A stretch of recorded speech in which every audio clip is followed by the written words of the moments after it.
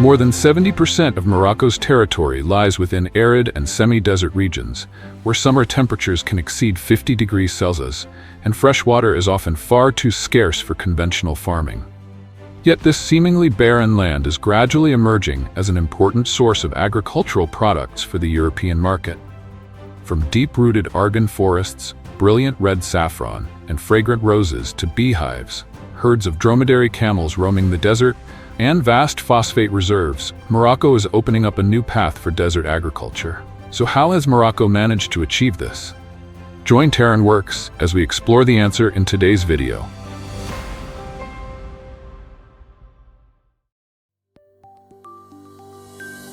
On the map, Morocco appears to stand between two opposing worlds. On one side lie the cool waters of the Atlantic Ocean and the Mediterranean Sea. On the other, the scorching heat of the Sahara Desert. Between them rises the country's backbone, the majestic Atlas Mountains, reaching nearly 4,000 meters above sea level. This dramatic contrast has created an exceptionally diverse agricultural landscape. Along much of the Sahara's edge, average annual rainfall is less than 100 millimeters. Groundwater reserves are declining, while many rivers flow only seasonally, leaving behind dry, barren channels for most of the year. Yet in places where water seems almost non-existent, Moroccans have discovered another resource floating in the air: fog.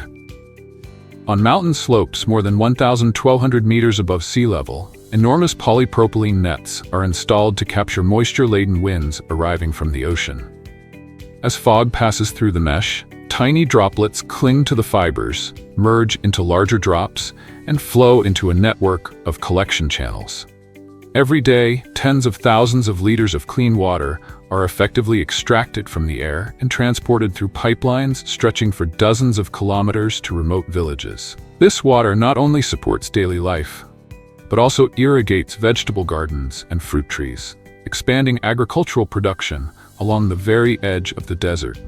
Morocco is therefore doing more than simply adapting to drought. It is turning its harsh terrain and extreme climate into an essential part of the solution for desert agriculture. If one plant could represent Morocco's spirit of resilience, it would undoubtedly be the Argan tree. This remarkable species covers roughly 800,000 hectares across the country's semi-arid southwest. With a powerful taproot that reaches deep underground in search of water, the Argan tree can survive prolonged droughts and withstand extreme temperatures. Its greatest value lies in argan oil, a product rich in omega-9 and vitamin E that is used in both traditional cuisine and the luxury cosmetics industry. Because of its limited yield and labor-intensive production process, argan oil is often called Morocco's liquid gold. Around 3 million people depend directly or indirectly on the argan tree for their livelihoods, with rural women playing a particularly important role in production cooperatives. When the fruit ripens and falls to the ground, local people collect it and leave it to dry. The outer pulp is removed and the hard shell is then cracked open with stones to extract the kernels inside. These kernels are ground, pressed, and filtered to produce the oil. The processing yield is extremely low. Around 50 kilograms of argan fruit are required to produce just 0.5 liters of oil. This helps explain why argan oil is considerably more expensive than most conventional vegetable oils. The remaining press cake is reused as animal feed. Meanwhile, the tree's strong root system stabilizes the soil, reduces erosion, and slows the advance of desertification. Argan is therefore more than a valuable source of income. It is also a natural ecological barrier protecting Morocco's fragile drylands. To produce just 1 kilogram of this red gold, Moroccan farmers must hand-pick more than 100,000 flowers before the rising sun begins to weaken their delicate fragrance. With prices reaching around USD 3,000 per kilogram, saffron is considered one of the most expensive spices in the world. The heart of Morocco's saffron industry lies in Tallioune. Its semi-arid climate, hot summers, cold winters, and sharp differences between daytime and nighttime temperatures help the plants develop deeper color and a more intense aroma. More than 1,160 hectares of land in the region are devoted to saffron cultivation, producing an estimated 4 tons each year. The corms are planted during the summer and remain almost invisible beneath the soil for months. Then, in late October, purple flowers suddenly emerge from the dry ground, marking the beginning of a harvest season that lasts only a few weeks. Farmers must enter the fields before sunrise, while the petals are still closed and the stigmas have not yet been damaged by the heat. Each flower is carefully picked from the ground and taken home, where the 3 red stigmas at its center are separated by hand. This work requires extraordinary patience, as even one rough movement can break the fragile threads and reduce their value. After separation, the stigmas are air-dried or heated under carefully controlled temperatures to remove most of their moisture, while preserving crocin, which creates the color, picrocrocin, which provides the flavor, and saffronol, which produces the distinctive aroma. Saffron is regarded as the soul of many royal dishes and traditional saffron teas, commonly used to promote relaxation and support sleep and emotional well-being. It is also a valuable ingredient in skincare products, perfumes, and premium anti-aging cosmetics. Amid Morocco's barren mountain slopes, millions of bees once built an isolated city of earth, stone, and wood. A remarkable structure that has endured for more than 500 years in one of the country's harshest climates. This is Inzerki, a communal apiary created by the Berber people around 82 kilometers north of Agadir. At its peak, the site contained more than 3,000 beehives and is considered one of the oldest and largest collective apiaries in the world. The structure consists of hundreds of compartments arranged in multiple tiers along the mountainside.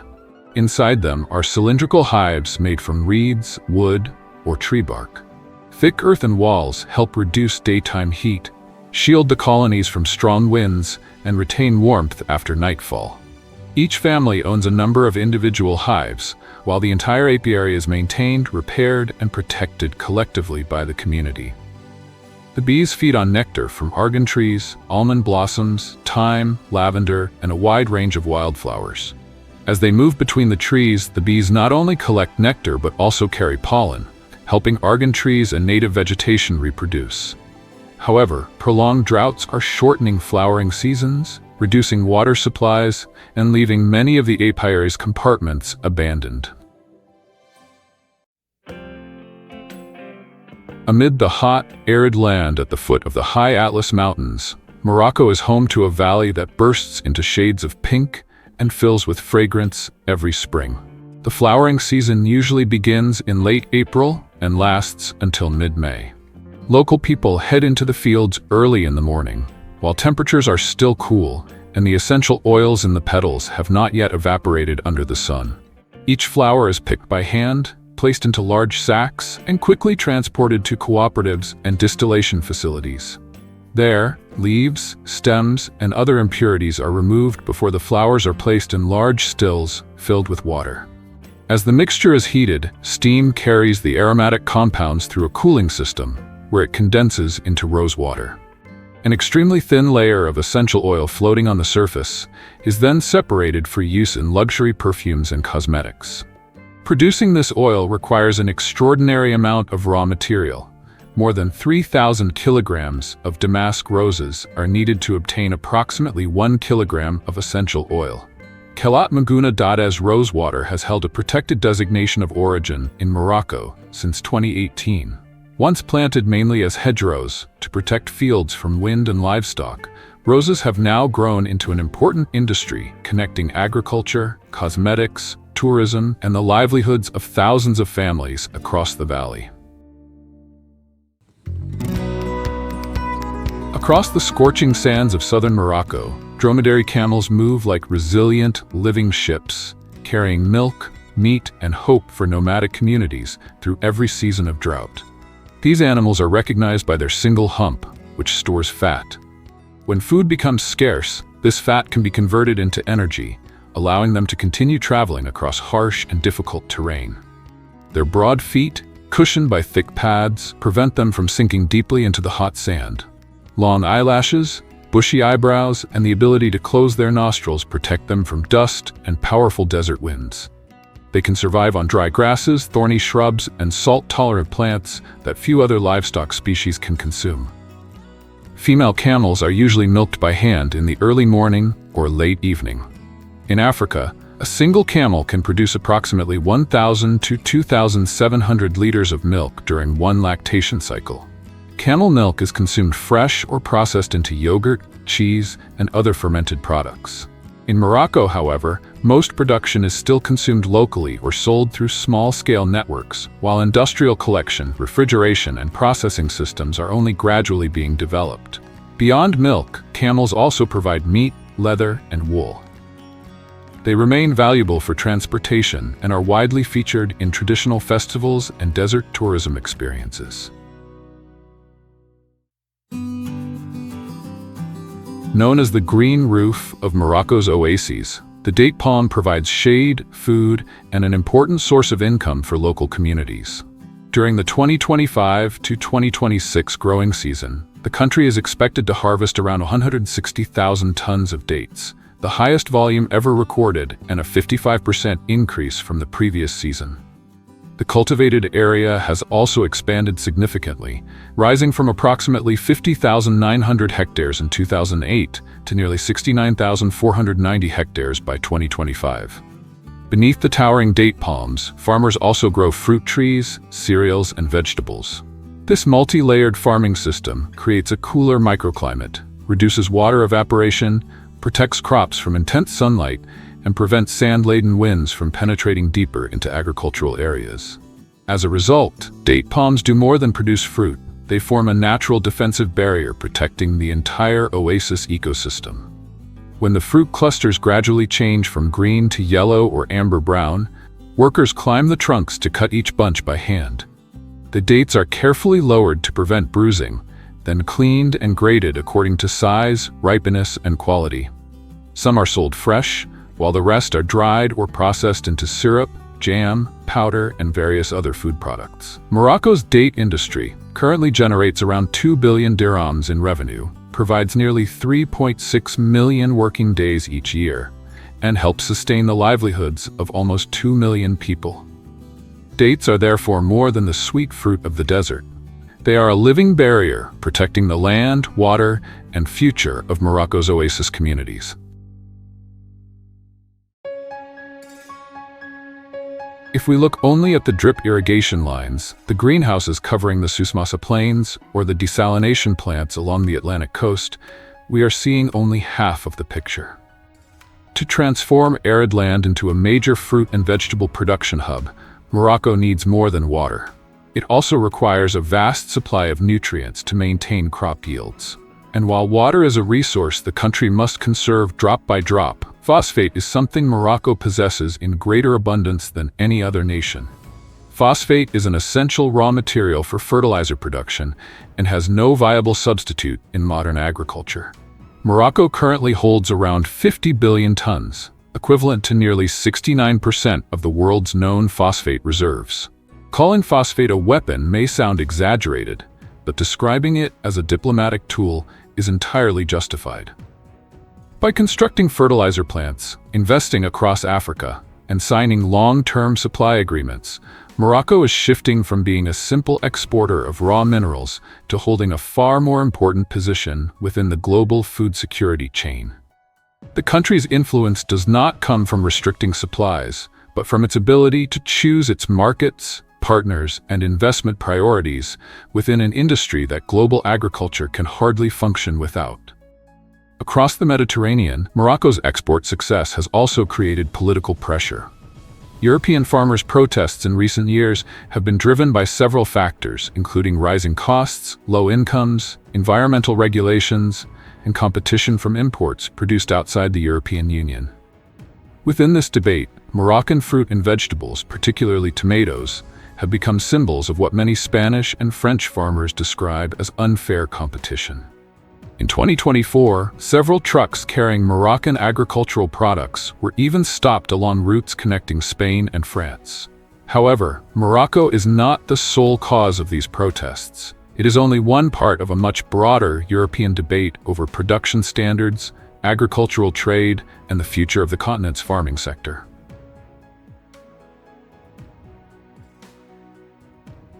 But behind this success remain difficult challenges: water scarcity, dependence on export markets, and growing trade disputes with Europe. The future of Moroccan agriculture will therefore depend not only on how much fruit and vegetables the country can produce, but also on its ability to balance economic growth, food security, and the protection of natural resources. Isolated in the South Pacific, New Zealand consists of two main islands, with landscapes ranging from coastal plains and lush green hills to snow-covered mountain ranges. If the global agricultural market were a battlefield, New Zealand would be a small warrior with the strength of a giant. The country does not possess endless fields like the United States or Brazil, nor does it have a massive labor force like China. Instead, it maximizes every hectare of pasture, every herd of livestock, and every harvest season to produce agricultural goods with high productivity, consistent quality, and enormous export value.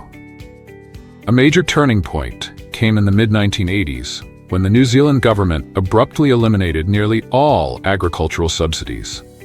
At the time, many believed the country's farming system would quickly collapse into crisis. But the opposite happened. New Zealand's farmers launched a remarkable revolution in productivity and efficiency. Today, New Zealand has become one of the world's most important dairy exporting centers.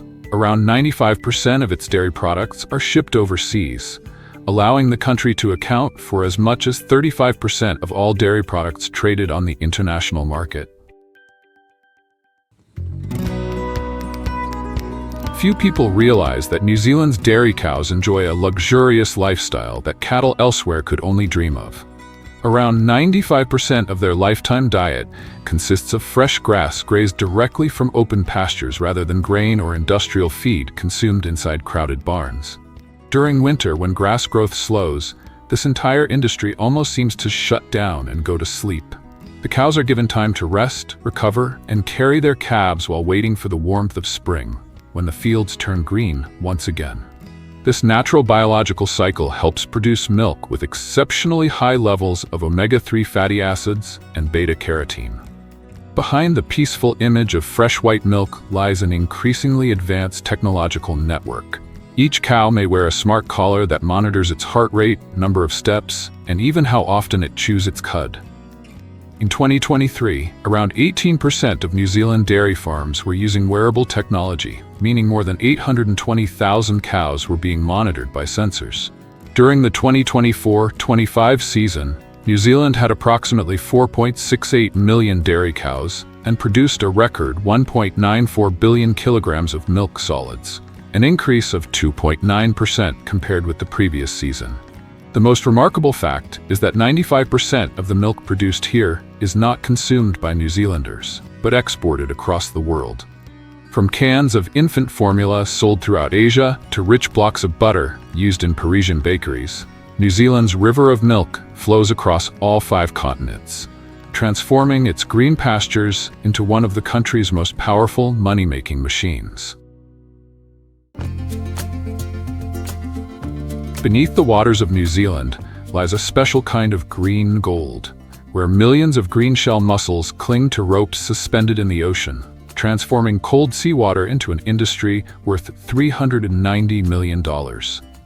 These mussels are easily recognized by the green edge of their shells and their significantly larger size compared with many common mussel species. Instead of raising them in enclosed cages, New Zealand farmers use long-line systems suspended in deep loops beneath the sea. A main backbone line, approximately 110 meters long, is kept afloat at the surface. Hundreds of growing ropes hang in loops from this line, providing a combined attachment surface of between 2.5 and 3.5 kilometers.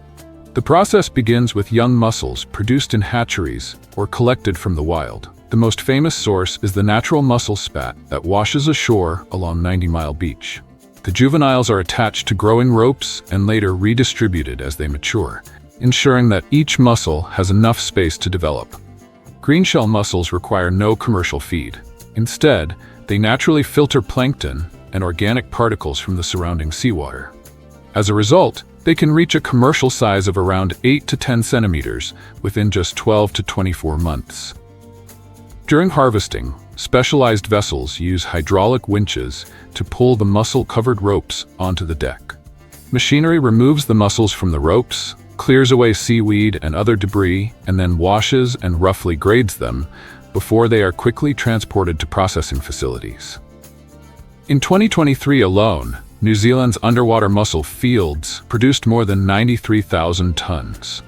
From remote coastal bays, green-shell mussels are now exported to nearly 80 countries, with the United States ranking among their largest consumer markets. There are more sheep than people in New Zealand. At its peak in 1982, the country was home to more than 70 million sheep, equivalent to around 22 sheep for every resident. As a result, the sight of white flocks covering lush green hillsides has long become a cultural symbol, deeply connected to New Zealand's economic history. Most sheep are raised outdoors on vast pastures, where the cool climate allows grass to grow for much of the year. Rather than being confined and heavily dependent on commercial feed, the animals mainly graze on natural grass and move freely across fields and hillsides. Some farms extend across hundreds or even thousands of hectares, requiring farmers to use sheepdogs, all-terrain vehicles, and sometimes even helicopters to gather flocks scattered across the enormous landscape. One of the most famous products of New Zealand's sheep industry is merino wool. Its ultrafine fibers are soft, lightweight, and far less likely to cause itching. They provide excellent insulation while remaining highly breathable. Thanks to these exceptional qualities, merino wool has become a premium material prized by the global fashion industry. Alongside wool, lamb is another major export product. Once the animals reach the required weight, they are transported to processing facilities, where the meat is inspected, graded, chilled, and packaged on strictly controlled production lines. High-value cuts such as racks, loins, and legs of lamb are then delivered through refrigerated supply chains to markets around the world. Thanks to natural pasture-based farming and rigorous quality control systems, New Zealand lamb is regarded as a premium product. It frequently appears on the menus of leading hotels and restaurants across Europe, the United States, and Asia.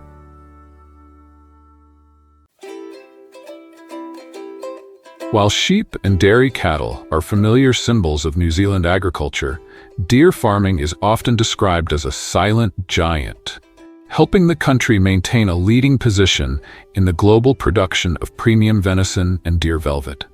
Deer are not native to New Zealand. Introduced by British settlers in the late 19th century for recreational hunting, their populations eventually grew so rapidly that they became a serious threat to native forests. Yet New Zealand farmers saw an opportunity. They domesticated these wild animals and transformed them into an export industry worth hundreds of millions of dollars. Most deer in New Zealand are raised on open pastures across valleys and hillsides. Their living areas, fencing systems, and handling facilities are carefully designed to minimize stress, protect animal welfare, and produce tender meat that is rich in protein and iron while remaining relatively low in fat.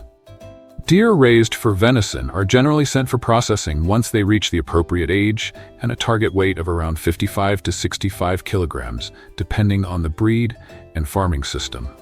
Most New Zealand venison is exported to restaurants and premium food markets across Europe, North America, and many other regions. Alongside meat, deer velvet is another particularly valuable product. Velvet removal in New Zealand is strictly regulated and may only be carried out by veterinarians using appropriate anesthesia and animal welfare procedures. The product is then exported mainly to Asian markets, where it is used in traditional medicine and health-related products. By mid-2025, New Zealand had approximately 712,000 farmed deer. Around 95% of the industry's output was sold overseas, generating more than $200 million in annual export revenue. From an animal once considered a threat to native forests, deer have become one of New Zealand's most valuable agricultural industries.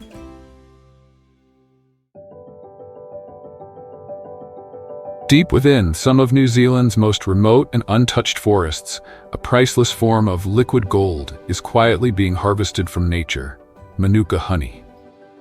Unlike ordinary honey, Manuka honey is produced from nectar collected by hardworking bees from the flowers of the native Manuka shrub, a plant that blooms brilliantly for only a few short weeks each year. The Manuka plant flowers for just 3 to 6 weeks annually, making the honey harvest season extremely brief. Beekeepers must closely monitor weather conditions to move their hives into position at exactly the right moment. Because many Manuka growing areas lie deep in the mountains and far from roads, the hives sometimes have to be transported by all-terrain vehicles or even helicopters. Once placed among forests in full bloom, tens of thousands of bees from each hive continuously fly out to collect nectar and store it inside the honeycomb. When the combs are full and sealed with wax, they are taken to processing facilities where the wax caps are removed and the honey is extracted using centrifugal force. The honey is then filtered and subjected to chemical and DNA testing to verify its Manuka origin before being graded according to MGO or UMF standards. The short flowering season and rigorous certification process have made Manuka honey one of the most valuable products in New Zealand's beekeeping industry. In 2022, it generated approximately $235 million in export revenue, accounting for around 76% of the industry's total income. Originally from China, kiwi fruit underwent a remarkable journey of reinvention to become a billion-dollar symbol of New Zealand agriculture. When the fruit was introduced to the country in the early 20th century, it was still known as the Chinese gooseberry. Later, New Zealand exporters renamed it after the kiwi, the native flightless bird with a round body, no visible tail, and shaggy brown feathers resembling the fruit's outer skin. That decision created one of the most successful branding stories in the history of global agriculture. Kiwi fruit grows on climbing vines, so the plants must be trained across strong systems of posts and steel trellises. Growers regularly prune the vines to distribute sunlight evenly, while carefully managing moisture, nutrients, pests, diseases, and pollination. Rows of windbreak trees are also planted around orchards to protect the vines and fruit from strong winds. Once the fruit reaches the required sugar level and firmness, the harvest begins. Workers move beneath the low trellises, gently twisting each kiwi fruit from its stem and placing it into padded picking bags worn at the front of the body to prevent bruising. Today, under the strict management of Zespri, New Zealand's exclusive kiwi fruit export marketer, every piece of fruit must pass a series of rigorous inspections for sugar content, firmness, and size before it can be labeled and shipped overseas. During the 2025-26 season, Zespri sold approximately 248 million trays of kiwi fruit, generating nearly $3.4 billion in global fruit revenue.